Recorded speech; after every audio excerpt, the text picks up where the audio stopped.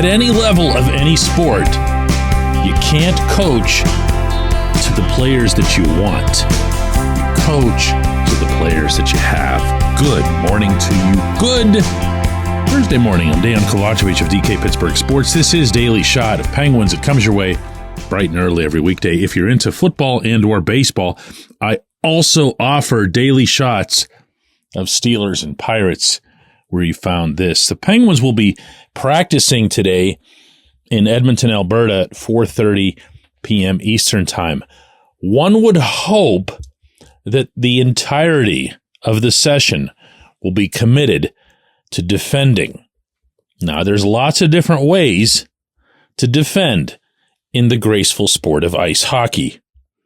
One of them is to just be good at boxing out in your own zone, and it's generally the one that we think about when we think about defending.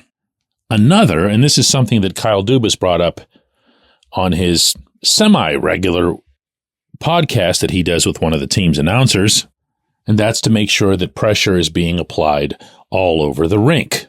Hard pressure, combative pressure. Win the puck, win it at all costs.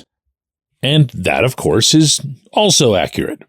And more than anything, that would cut down on the grotesque number of odd man breaks and flat-out breakaways that the Penguins are giving up like candy on Halloween night. These next two games that they're about to play to round out their Western Canada trip, tomorrow night in Edmonton against the Oilers, the next night in Vancouver against the Canucks, are going to present, oh boy, I mean, don't make me project what I actually want to project right now, but we're talking about a hockey team that can't defend anyone under any circumstance, no matter what approach it attempts to apply. No matter the score, no matter what period it is. There was not one, but two blown leads just a couple nights ago in Calgary in the third period, when theoretically you wouldn't have been conceding much, at least not by intent. This episode is brought to you by Bet Online, your number one source for all your summer sports needs this season, from Major League Baseball, golf, NHL, NBA playoffs. Get the latest odds and lines, including all team matchups, player props, odds on just about everything that's out there. Head to the website today or use your mobile device to get in on the action. Bet Online, where the game starts.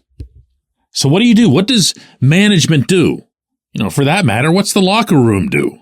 It's easy for someone like me to say, well, go get yourself a really good defenseman. It's not so easy for them. Similarly, it's easy for me to say, play harder, you guys. Try harder. It's not 10 years ago anymore. You're not going to outscore anyone. You have to defend. But none of us can have anything to do with that outside that room. The person who would seem to have the most potential command of this scenario is Mike Sullivan. But I don't mean to make that sound easy either. I'll throw out an example. He can tell everyone that whenever the Penguins lose possession, clearly lose possession in the attacking zone, that they should just basically back off into the neutral zone and wiggle their sticks. But guess what? They already do that. They've been doing that for some time now.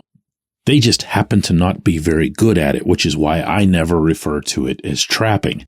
If you're a good trapping team, then you have actual mechanisms that you execute between the blue lines, the way the Devils used to, the way a lot of teams used to. There's a science to it. It's not just about floating backward and just being there. And that's what the Penguins do, and that's what they've done ever since Sullivan installed this gliding backward into the neutral zone thing. Can they get a lot better at that? Oh my goodness, yes. Are they anywhere near good? No, it's not just that they're not good enough at it. They're not good at it. They're not anything at it. They just skate backward and stand there. So that might be one thing that you'd want to improve upon, if only to at least begin to fantasize about protecting leads. And I hate to be the one to advocate any kind of trapping. I've spoken up against it for years. But this is the situation. There's also pinching, and you knew I was going to bring pinching up. Everybody brings pinching up because everybody presumes that pinching is the primary reason the Penguins give up the odd man breaks that they do. Now, I've had this conversation multiple times with Sullivan, and what he ends up coming back to every time is that it's not the defenseman's decision to pinch that causes the problem. It's the forward, the responsible forward, and their failure to recognize their need to drop back that creates the problem. And you want to know something? He's right.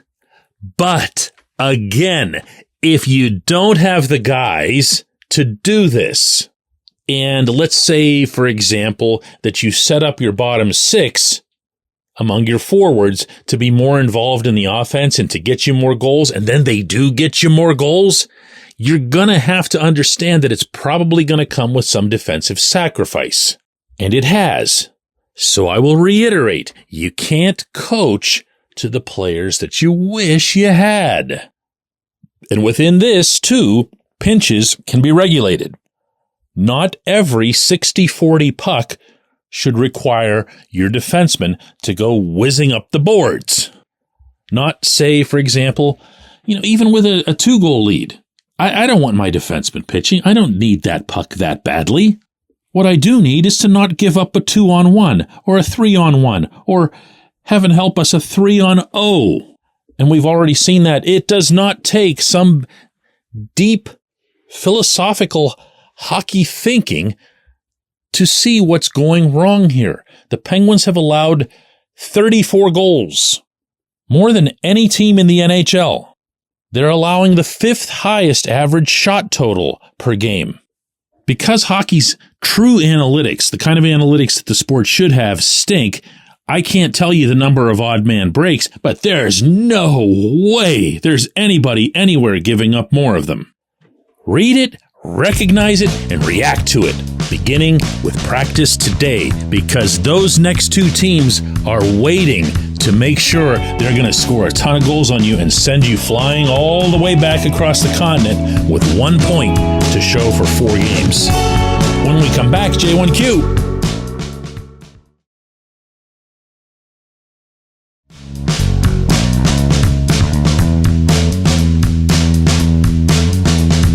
Today's J1Q comes from Cam, who says, DK, I do think that Mike Sullivan needs to change things around, but should Kyle Dubas give him a hand by making a trade and acquiring a not flashy, but at least a reliable defensive defenseman?